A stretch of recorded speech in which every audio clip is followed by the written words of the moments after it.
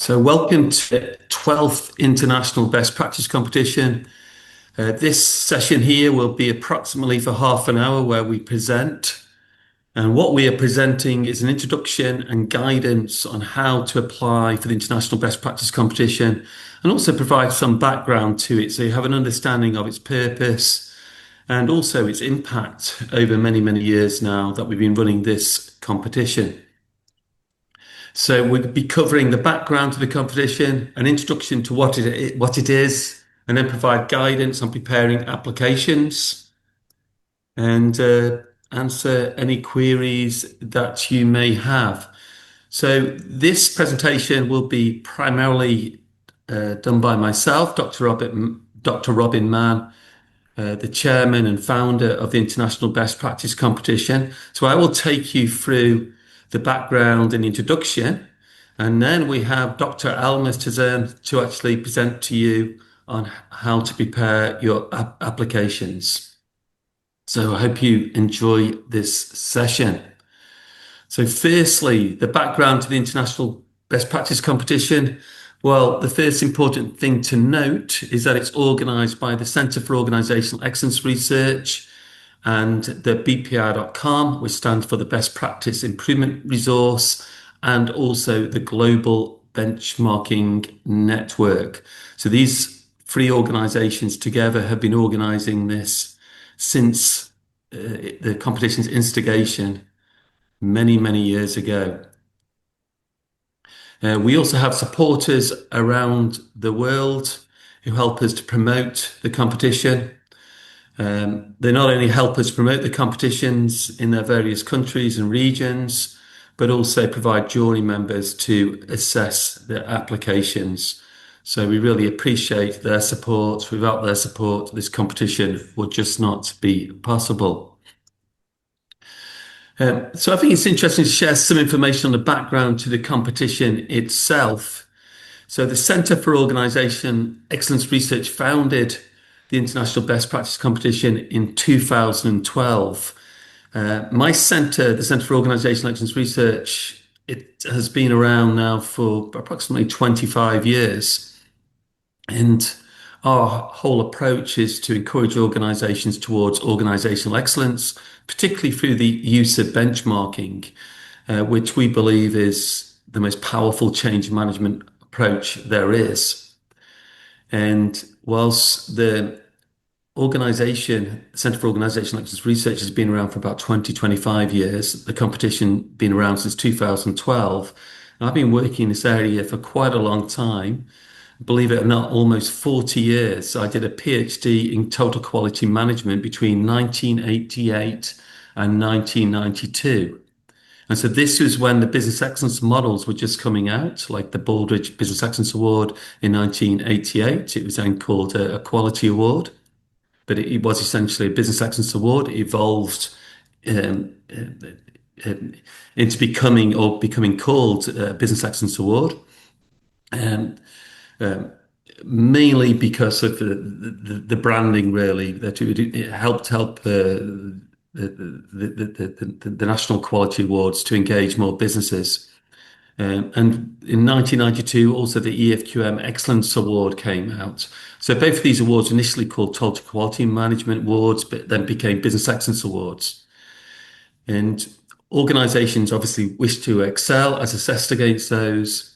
And one of the first the first organisation to win both of those awards, to reach recognition of both of those awards, was an organisation called Rank Xerox, which I'm sure you're aware of, now called Xerox. And the prime reason that enabled them to become a winner of both those awards was through the use of benchmarking, which is essentially a rapid way to learn from the best practices of other organisations. So obviously I've been working in this field for many years and always been thinking about how can we assist organisations to do benchmarking effectively. And one of the difficulties, even though Rank Xerox achieved its success, and this raised a lot of interest in benchmarking, was a difficulty that lots of organisations faced in finding benchmarking partners. And this is why, I decided back in 2012 to start the competition to provide a simple mechanism, a simple means that organisations can share their best practices. therefore find benchmarking partners as well, where other organizations sharing their best practices and provide a great opportunity to learn from each other. So you can actually see in this slide really the launch of the International Best Practice Competition. I was presenting, you can see me giving a presentation in the top right hand corner at the World Business Capability Congress. And you can see my slide, and you can see it's saying that we're launching the first New Zealand Best Practice Competition, the first International Best Practice Competition, and the first Global Benchmarking Award. In the bottom left-hand corner, you can see myself. Maybe I looked older than I do now. I don't know. That's your. You can decide on that. So you can see me in the bottom left-hand corner, but you can also see Dr. Robert Camp as well in that photograph.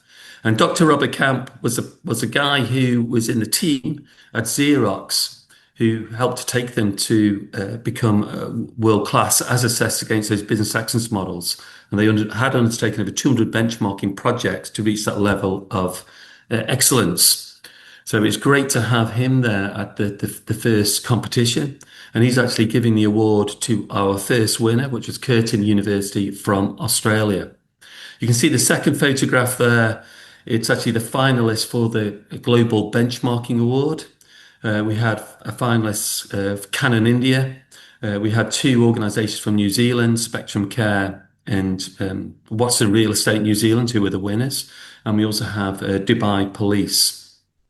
So whilst Dubai Police actually didn't win it that particular year, they actually then went on to win a Global Benchmarking Award twice in future years. So really, this was the essence of why the International Best Practice Competition started, was to encourage the sharing of best practices to help organisations to excel and improve towards organisational excellence. So we're really trying to help organisations towards organisational excellence, and this is why we encourage as many organisations to participate in a competition as possible. In fact, what we recommend is that organisations develop what's called a pipeline of best practices. And actually the competition is fulfilling a need because it's assessing your best practices and validating them. The more best practices that you have assessed from our international jury that reach a certain level of maturity or a certain level of effectiveness, then you'll get recognised. And we encourage you to have as many best practices recognised as possible. And what's interesting is the recognition approach that we use is that we assess using a 7-star system with 5 stars and above, meaning an international best practice. And so this is what we encourage those organisations to aspire to excellence, to have as many international best practices as possible right across the whole organisation, because this will then ultimately help your organisation towards world-class performance. We also encourage the use of benchmarking because developing benchmarking capability enables you to increase the rate of generating best practices and implementing best practices and making sure they're effective. So really that's the background to the competition, why we have it. And we're pleased to say we've had a tremendous impact around the world through the competition. We've had organisations, as you can see, participate from all continents around the world. And we're continually trying to grow the competition each year. Sorry, light's gone off, so I need to move. So in this time period, we've had not over 10,800 applications. I wish we'd had. We'd had over 1,000 applications from over 30 countries. And our intention is to keep on growing the competition for a few reasons. One is obviously to recognise those organisations and acknowledge them for their outstanding achievements. But also the purpose of this is not just in the competition itself to celebrate your success. The purpose is also to capture these best practices. We also host them on what's called the bpr.com website resource, which all participants to the competition have access to. And so this fulfills on our initial intention of the International Best Practice Competition, to share and disseminate best practices around the world. So the more organizations that participate in the competition, the more best practices we capture, and the more beneficial this whole the competition will be to everybody. So that's really the essence and the idea behind this. You can see here some of the previous participants and in the competition, just showcasing some of the entrants from around the world and some of the nice photographs we have. We do have an awards gallery on our website with many, many more photographs. We've recently just held an in-person awards ceremony in the United Arab Emirates because we've had many entries from this region. And each year, that's our intention, is to have an award ceremony in different countries around the world to celebrate the success. For a few years, we did not have a physical awards ceremony because of COVID. We went virtual, but we're trying to have that again, and we started again from this year doing that. But even if we don't have a a physical in-person award ceremony, in some years in the past, we've still celebrated the success of everybody by having a fantastic virtual celebration with all the participants. So for the International Best Practice Competition, we have actually four major events. The foundation for this is the International Best Practice Competition itself, which we'll talk about extensively in this session. But we also have four free other awards, which we run, which are running in this sort of same time period. And they are the Organisation-Wide Innovation Award, the Global Benchmarking Award, and the Environmental, Social and Government Excellence Award. You can see the dates when we hold the finals of these awards. So we first of all heavily promoted the International Best Practice Competition because we have the final of that first of all, and then we follow that with the finals for those other awards in September. And the other awards that we hold, they are they take a little bit more effort, I guess, to enter because what they're focusing on is how you embrace and those particular approaches right throughout the whole of your organization. So, so we have an ESG Excellence Award. So it's about how do you embrace and sustain a focus on environmental sustainability right for the whole of your organization. And for the Organisation-Wide Innovation Award, it's really how do you inculcate an innovation culture right throughout your whole organisation, from the strategy to your people. And similarly for the Benchmarking Award, it's how do you build that benchmarking capability throughout your whole organisation, so you do have a pipeline of best practices. So they take a little bit more effort to enter. While the International Best Practice Competition is a bit more specific, you can put forward a best practice in any area of your organisation, whether it's customer service, supply chain, whether it's HR, environmental sustainability, and it just only needs to be a specific practice to a particular process or activity that you're doing, rather than addressing everything inside your own organisation. So, with respect to the International Best Practice Competition, it's nice to reflect on the words of Dr. Robert Camp. As I said, he did the pioneering work on benchmarking at Xerox, which led really to my interest in this area, and then ultimately to the development of the competition. What he says is there is no single best practice because best is not best for everyone. Every organization is different in some way, different missions, cultures, environments, and technologies. What is meant by best are those practices that have been shown to produce superior results, selected by a systematic process and judged as exemplary, good, or successfully demonstrated. Best practices are then adapted to fit a particular organization. So this is what we are focused on for the International Best Practice Competition. We are really utilizing Dr. Robert Camp's knowledge here of how he determined a best practice many years ago to determine how we evaluate best practice in the International Best Practice Competition. So we're looking for practices inside your organizations that are generating superior results. that are selected by a systematic process. For instance, are you using benchmarking to validate that what you have inside your organization is a best practice, or are now other organizations now learning from you? We're also making sure or looking at whether your practices have been judged as exemplary good or successfully demonstrated. Therefore, have you already achieved some peer review for that practice? Or can you demonstrate that that practice is working successfully inside your organization? Therefore, it perhaps is not just working in one area of your organization, but because of its success, it's being replicated or used elsewhere inside the organization, or it's been heavily deployed so that it's having an impact across a wide group of stakeholders. And also, we need to acknowledge that one best practice for one organization is not necessarily a best practice for another organization, because every organization is different.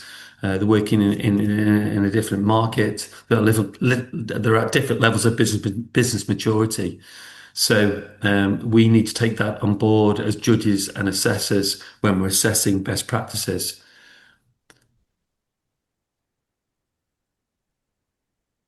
Okay, there are three main stages of the IBPC application process.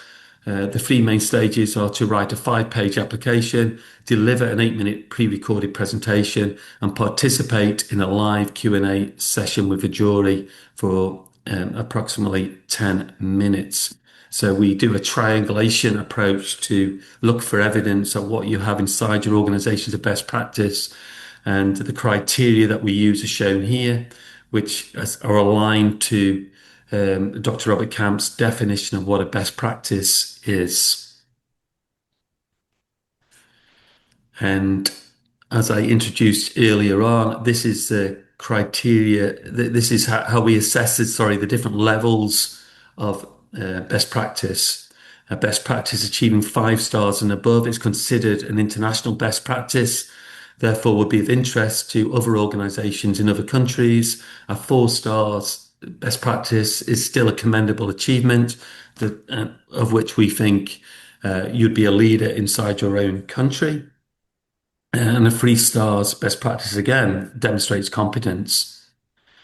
So we encourage all organizations at what level of maturity your best practices are to enter the competition, because you're able to see how you compare to others. And we hope that will encourage you to participate again and again to try and enhance that specific best practice, but also submit more best practices for the future in different areas.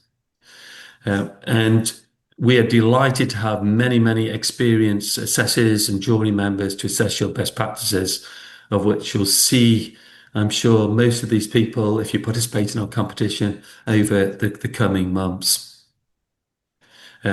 We also not only have the major international best practice competition, but some countries also have their own national best practice competitions that feed into the international best practice competition, and others have their own competition sort of integrated into our own competition. So please do find out if you have a competition that is more local, and then you could also participate in that and then proceed into the international best practice competition.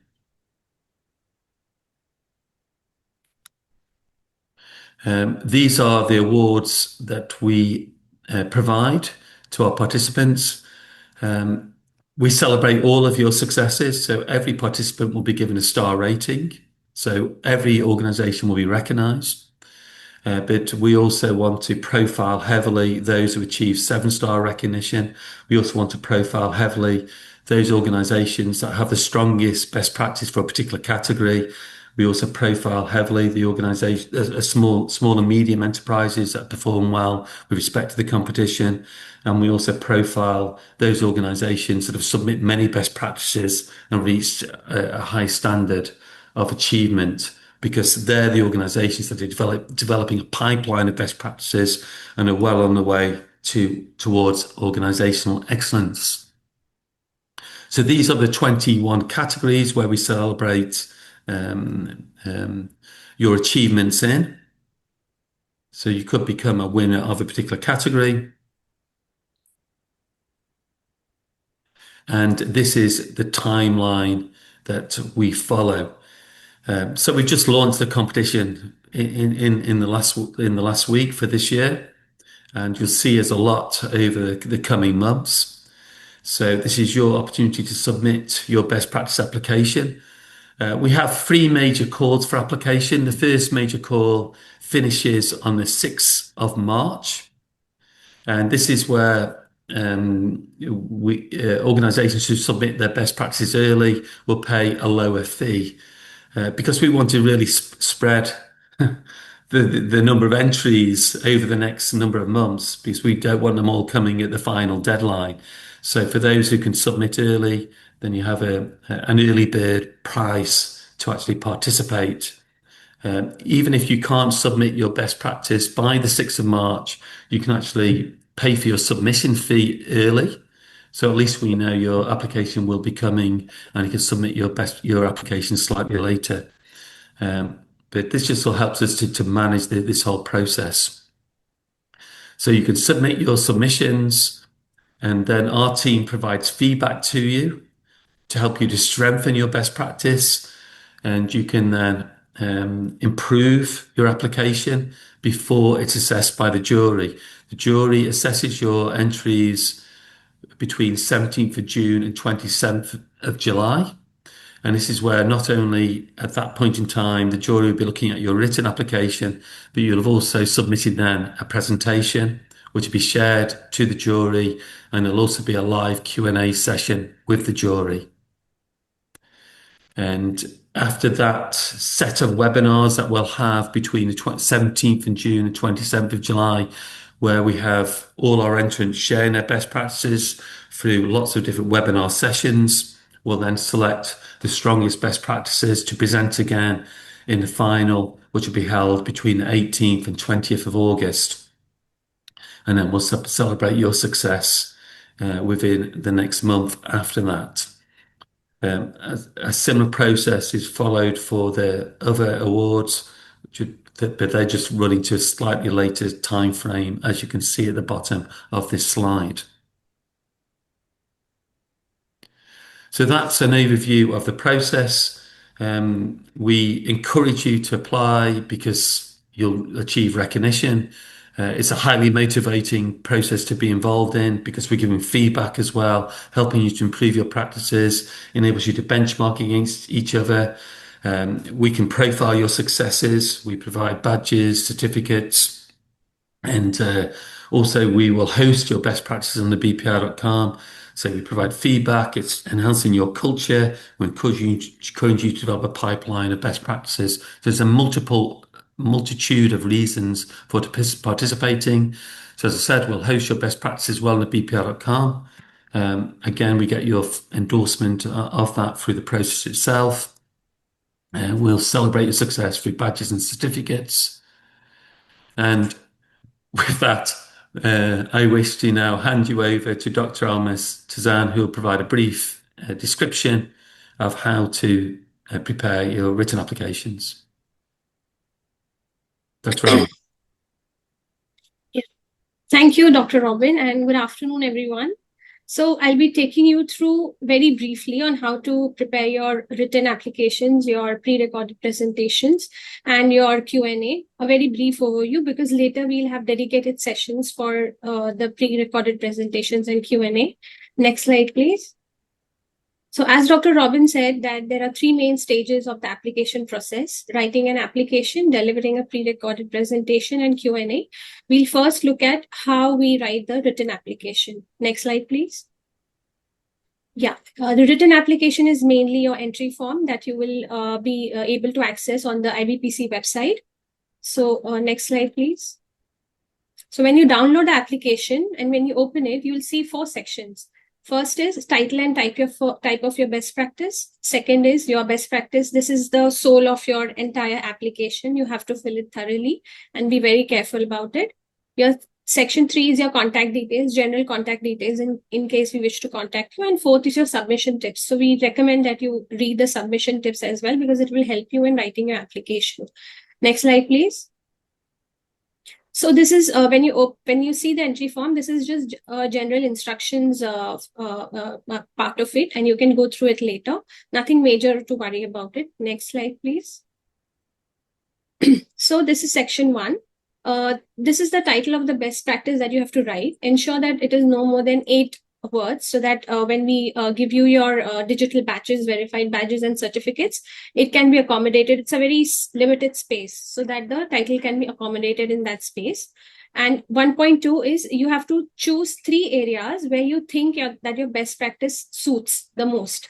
So you don't have to get worked up a lot about it and worry about it, that which exactly. You just have to very tentatively now just mark 3 areas, because the ultimate decision lies upon the organizing committee, and they decide that which areas your best practice is most applicable to, especially when deciding the category awards. So don't think too much about it now. Just tick mark 3 areas. Next.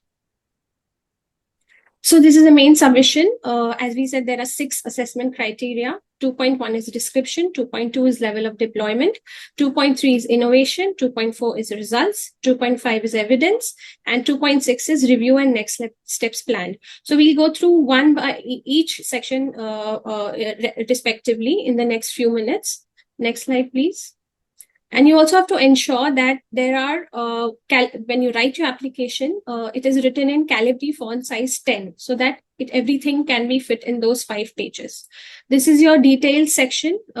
Just have to give your consent and acknowledgement in general recording purposes. And you have to also do not miss to fill this organization name and your other details, because it is also very important. Next section, please. So these are general submission tips and do's and don'ts. It's highly recommended that you read this, because it will help you a lot in writing your application. So don't ignore this. Just read it very carefully. It will really help you in writing your application. Next slide, please. So we'll go through each section one by one. And the judges, the jury, when they read your application, written application, your pre-recorded presentation, they'll be, accessing these details in these 6 areas to assess your application. So as I said, this is the soul of your application. You have to be very careful about when writing about it. So generally, how do you structure your application in 5 pages? So for one section, a general idea is you can allot 3/4 of your page to each section. Be precise and concise, and do not be over bearing in one section and then you don't provide any information in the other. So be very careful and wise about how you utilize those pages. Use of relevant graphs, diagrams, and illustration is highly recommended, is highly encouraged, because we say that one picture says 1,000 words, but also use relevant ones. Do not use something which is remotely related to your best practice, or the images are very blurred. Use high quality images, because if you use a very good image, suppose you are showing an innovation framework in your best practice, but the entire image is not readable. It is illegible. We cannot see the image. We cannot see the words in the image. It's futile to add the image. So ensure high quality images. Flowcharts and tables are highly encouraged. Next slide, please. So general tips for do's for the application. Write the application in the way, the juries, they are intellectual people. They understand your application. But if there is something which is very technical, ensure that you write your application in a way that all the jury can understand it. In case there are some jargons or industry acronyms or mnemonics that are applicable to your industry, ensure that you decode them. Provide objective details and factual. One key word that you have to remember when writing your application is you have to be very factual and objective about writing your application. Do not be very vague or elusive about what you're writing. If you say that your practice was initiated 3 years ago, now 3 years ago could be in 22, 23, 24. It could be anything. So be very careful about being very specific. Try and add specific details to, if you write, like for example, if you write February 2020, it is a definite that it was in 2020. So make sure that you are factual and objective and provide the exact month or year, if not month, at least the year of the information that you're providing. Always label and reference visuals. Adding visuals is very highly recommended, as we said, but then do label them as figure 1.2 and reference them in your text. That please refer to figure 2.1 so that the jury knows that if there are 4 or 5 images, which image they need to refer to. As I said, use of mnemonics and acronyms is fine. Until, if you use the full form, it's highly recommended. General tips for applications don'ts. Avoid repeating the same information and sentences in different sections. For example, if you're showing something in level of deployment and you're showing the same thing in innovation, then that is not, either one is wrong. It could be either unapplicable for deployment or innovation. So it has to be fit in only one of the two sections. And unless it is very important that you take some reference point from level of deployment and show it in innovation, that's fine. And English is the main language of communication. It's an international best practice competition, and English is an international language. You have to use English only. And if there are some sections, some parts, like for example, if you want to show a social media engagement, which is in your local language, you can show that, but then also ensure that in the captions you translate it. Next section. This is we'll go section by section now. So when you see 2.1 description, clarity of the best practice, this is where you decide, when you show the face of your best practice, you define your best practice, and the definition of your best practice is like that backbone of your entire application. When you define your best practice well, the jury exactly knows how to assess your application. You also have to describe the scope and the boundaries of your best practice. What is included, what is not included, what is the starting point of your best practice, what is the end point, what resources and stakeholder engagements were involved in design in your best practice. Write 1 or 2 very brief paragraph about your organization to show what is the relevance and what is the importance of your best practice to your organization. What are the challenges and opportunities it addresses? Because challenges and opportunities are the motivation factors that motivated your leadership to initiate the best practice. So you also have to include that point. What were the challenges and opportunities? Next slide, please. Level 2, level of deployment is section 2.2. It mainly, you're required to show the timeline of the deployment, the story from the start to the end. What is this? What was this? How did you start? What is the current status? What were the, how did you start that journey? What were the major decisions taken? What resources, which human resources were mainly involved in it? How you actually implemented each stage? If there were different phases or stages, how did you let those stages come to fruition? How it was deployed? If it was your initial plan to deploy it across the entire organization, how is the status now? Or is there something left to do? So you have to describe everything in a timeline manner and ensure that it is understood and it is understood by the jury that how was the change management carried out. If we are moving from some practice to we want to make it better, there is a lot of change management that is involved. So how did you carry out the change management? That is also very important to explain. Next slide, please. Innovation. Innovation is, you can have a very simple mundane process, everybody does, but how do you do it differently? What is the innovation in it? What is the breakthrough in it? You have to explain that aspect very well. So if there is a product or a service that you're showing, don't just focus on what are the features of the end product or what are the features of that service that you think is innovative. How did you reach that journey of your innovation? What decisions you took? How did you compare? Did you learn from any, partners? Did you benchmark any other partner regionally or internationally? And how is yours different than them? How did you adapt it to suit your organization? That is innovation. So you have to stress upon the innovation, and a unique factor. Is your best practice unique regionally or globally? And if it is, then how do you explain that? Next slide, please. Best practice performance. It is a very important section of your organization, of your best practice application. It is divided mainly into, broadly, we can say non-financial and financial benefits.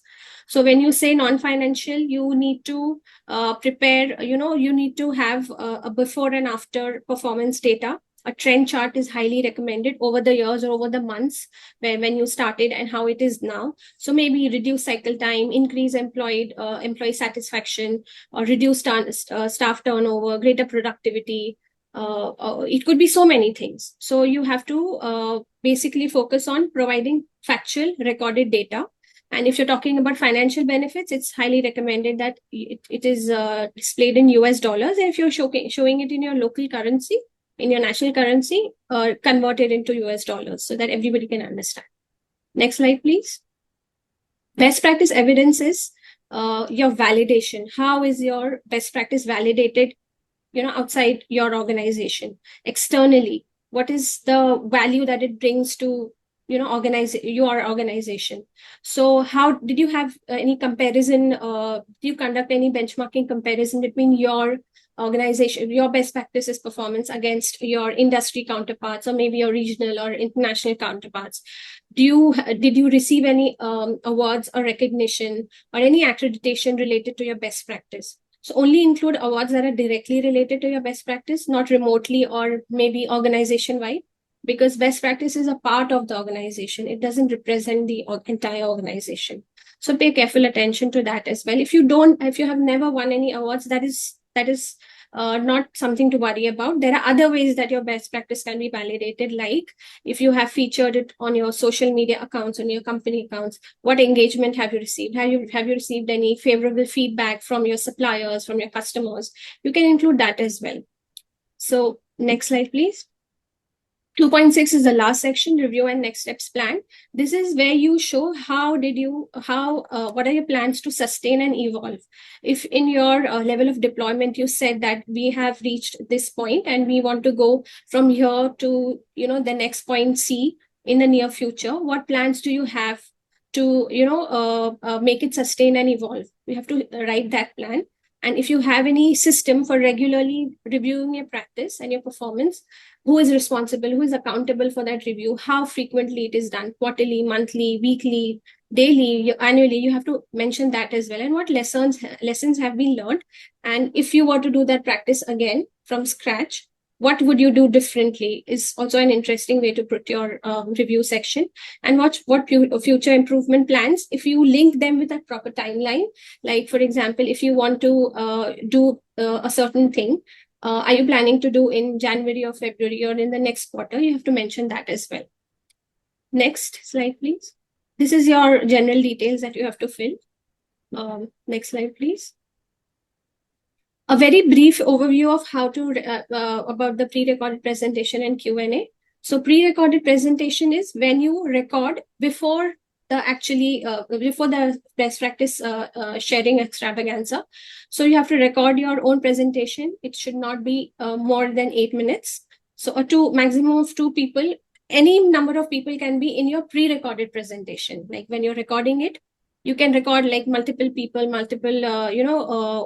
process owners in your organization. But when you are in the Q&A session, a maximum of 2 people are allowed. And to actually know how to design your presentation guidelines, you can visit our website. You can have all the details over there. And later we'll have a dedicated session when we are in the midst of the entire competition. We'll be having dedicated sessions on how to exactly write your written application and your presentation. For now, it's only important to know that it should not be more than 8 minutes, and your Q&A session has 4 jury members, international jury members, and it is a maximum of 10 minutes. Next slide, please. So this is the entry fees page. So you can see there are some bold lines and some normal lines. So the bold line shows that this is your early bird fees, so which is 6 March. And after 6 March, what will be the fees? So you can go through this page, and we recommend that you take benefit from the early bird fees because the prices will rise after increase after 6 March. Next slide, please. So as we said, how will CORE help you? We will have dedicated sessions in the future. So please stay connected with our bpr.com official LinkedIn page, where we give regular updates about not only the competition and the webinars, but also a lot about best practices, business excellence, and benchmarking. Next slide, please. A final call to action. We would just like to say that if you're very passionate about your best practice, you believe in your best practice, you have faith in your organizational best practices, this is the place to be. And it is not just a competition, it is your desire to, showcase your team's efforts, the efforts that you've put in so many years.